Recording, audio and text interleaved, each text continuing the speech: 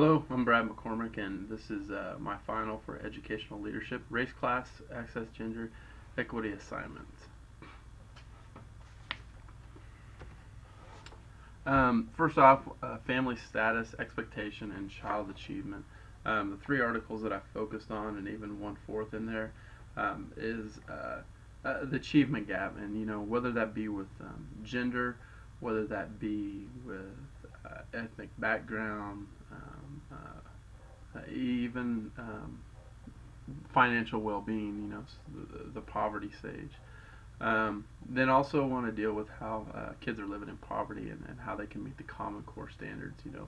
We will touch base on how those in poverty affected compared to those who are more well off and have those different amounts of money that can affect their access of how much knowledge they can gain and where their places can be. Equity in education, how we can make this more an even playing field, because there's obvious gaps in different levels of equity and how some have more access to things, and whether it be technology, whether it be transportation, or just up to date facilities and technology like computers, iPads, and such. Family status, expectation, and child achievement. Their home life. One quote that I've always remembered over the time, that somebody had told me, and it was actually one of my old teachers. He said, there's no such thing as bad students or bad kids. It's parents. And he said bad parents. It's not the kids' fault that they are the way they are. And we have to keep in mind whenever we're addressing kids and teaching kids that why are they the way they are. Obviously it's being reflected back at home, and we're not sure why, but we may want to investigate and find out why they are the way they are, and be more understanding at times, because not all the kids are equal, have equal backgrounds. Influences such as friends, family, even gangs, where they're influenced, their family influenced, does their friends influence them? Maybe they don't even have friends, but then that's when the gangs can get involved. And then students with lower incomes have lower success rates. That's a given. It says, according to the U.S. Department of Education 2000 Condition of Education report, about 68% of 12th grade in high poverty schools graduate with a diploma in 2008, compared to 91% of 12th grade in low poverty schools. There's also a study by Annie Casey Foundation found that children who both live in poverty and read below grade level by third grade are 3 times as likely not to graduate from high school as a student who have never been poor. And those numbers stand out in large sums.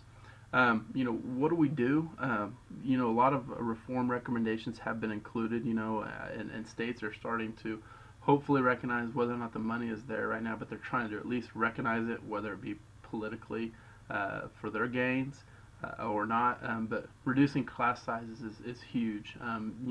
Every year it seems like it's went from 14 to 18 to 25 to even now we're dealing with numbers such as 30 per class. You can't tell me that isn't going to affect the students' learning, especially in those trouble economical or poor families. Creating smaller schools. We used to have a lot of small schools. Now they're consolidating. They're becoming larger, and those kids kind of get lost in the shuffle. Expanding early childhood programs. Developing those minds at a younger age. Obviously, you got to build that foundation, and that starts at a young age. And then raising academic standards. I'm indifferent sometimes with that, but we need to have high expectations, high standards for kids, but we need to be sure we're meeting the ones that we're at right now. And then the last thing is, and try to improve the quality of teachers. We have a lot of teachers that are quality, but sometimes they are obviously at the quality schools, and those lower schools with lower standards, we've got to be able to recruit those and keep them there as well.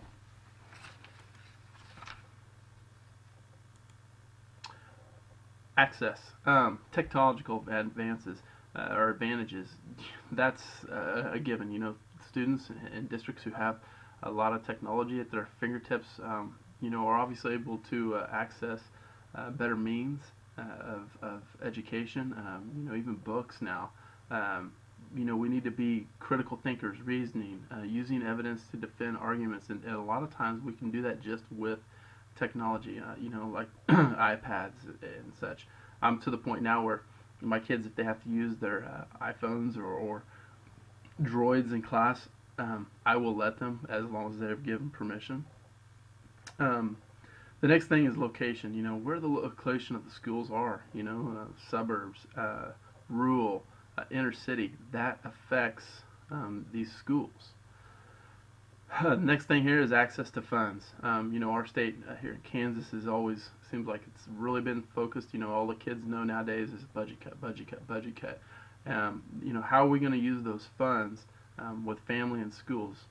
Even with the lawsuit about fair funding, I'm obviously an advocate because I'm a teacher, but our schools have been underfunded, and you can see just by the fact that these schools are creating larger classrooms, and obviously those smaller schools nowadays are starting to have bigger classes where they used to be that one-on-one and with teacher to students, and it's diminished immensely over time. Those that are in neighborhoods that are well off compared to those that are struggling, that goes back to what we were talking about, that we have that lack of access, or lack of access to families who are pulling away from, I'm sorry, the higher income families are pulling away from the lower income families, and that's they have more access. Those higher income families can access extra tutoring, extra books, extra iPads, laptops for their child to advance their knowledge.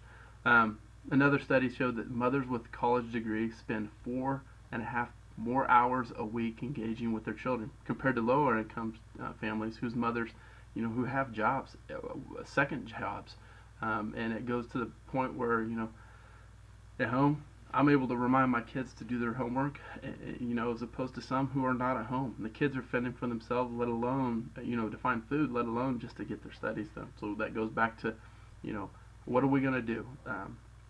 The next thing that said that high-income families invest more in education, as much as $9,000 a year compared to $1,300 a year, which we don't invest that types of money with our kids, but keeping in mind that some people actually invest lots of money to test prepping.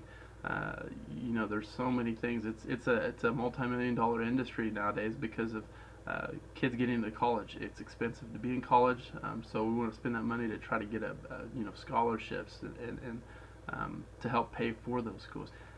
Kids with lower income families, they don't have that advantage. They don't have that access, and then they struggle to get into colleges, and that could be anything from grades or just application fees.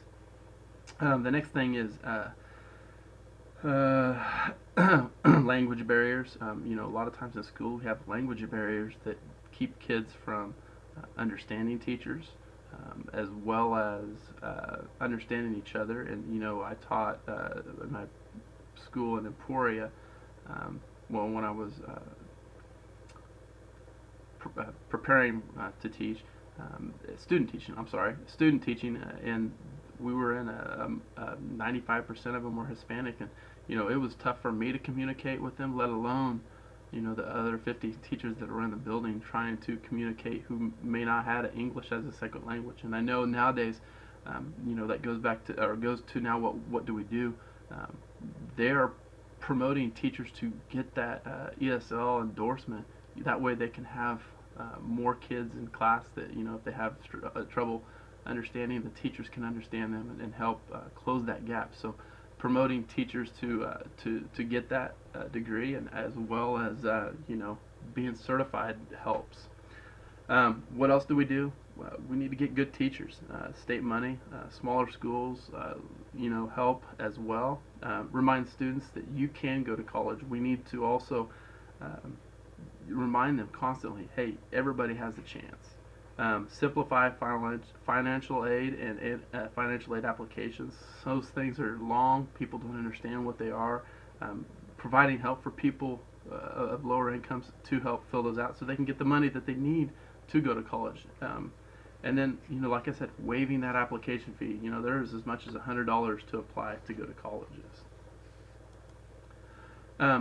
Next one is ethnic background. With race influences, obviously family, gangs, etc. Students with lower income, once again, this is typically have lower success rates, and they come from these ethnic backgrounds.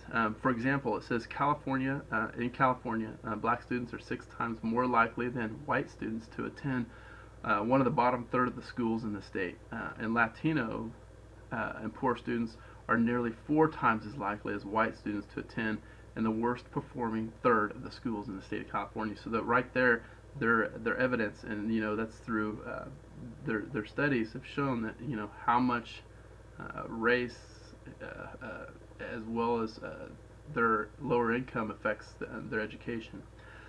It also says that minority students tend to have less access to the most effective, experienced teachers with knowledge in their content field. Obviously, those schools who have the money um, are going to go out and seek the best teachers. It kind of it's like business. I hate to say it, but businesses are going to go out and get the best that they can get to help keep their businesses going and make them better, well off, and so that they can make more money, and as well as these schools provide better education. It's a selling point. Also, while National Assessment of Education results show that over time, Black Hispanic students have made great strides to improving the performance in reading and math. All breach still separates them from their peers. Trailed off by saying that said white peers by an average of 20 test score points on math and reading assessments at the 4th and 8th grade. So the white peers still are on average 20 points more. So what do we need to do? We need to try to get better opportunities for those kids to create to close that gap. Okay, so what do? We need to try to recruit better teachers to these lower income schools by providing them with incentives to stay and be there, whether it be money, insurance, even for their education for those teachers. We also need to promote people to help these kids with understanding, whether it be more teachers with different backgrounds of speaking, as well as those kids having opportunities to help fill out those applications to get. The last is equity and gender. Gender and curriculum, and that stereotype that typically, here we go, boys in academics are better at math, girls are better at reading. Studies have shown that a lot of math has been developed by men. The writings, whether the word problems, so boys can relate to it better than girls could, as opposed to girls as well in academics, saying that they're better at writing because the girls have books that are more geared toward girls, and boys have less interest in those, and those dealing with those studies. So what we need to do is to try to develop a better curriculum that is geared more towards girls as well as boys, that kind of keeps that in the neutral zone so that it both has interest for both genders, as well as providing equity for those students. We also need to make sure that out in the workforce that it says females are in society have always do not always have equal access to educational and economical opportunities due to their status of being a woman. What we need to do is do a better job of having businesses, teachers, as well as schools provide opportunities for both men and women. That way that they both understand that they have equal opportunities wherever they go. And here are my references.